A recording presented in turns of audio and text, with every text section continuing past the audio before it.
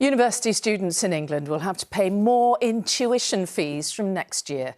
The Education Secretary, Bridget Phillipson, has raised the cap by £285 per year to a maximum of £9,535.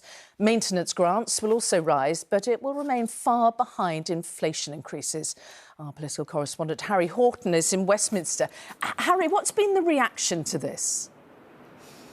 Well, the National Union of Students has accused ministers of getting students to foot the bill to literally keep the lights and heating on in universities. Universities have welcomed this announcement, mainly because many of them in England are in dire financial situations. There's been fears that some may have to close in coming years, and they've been under real pressure in recent years because of a crackdown on international students. The cap on tuition fees has been frozen since 2017. The Education Secretary today said there was no choice but to lift that cap because of the financial pressures that many universities are facing.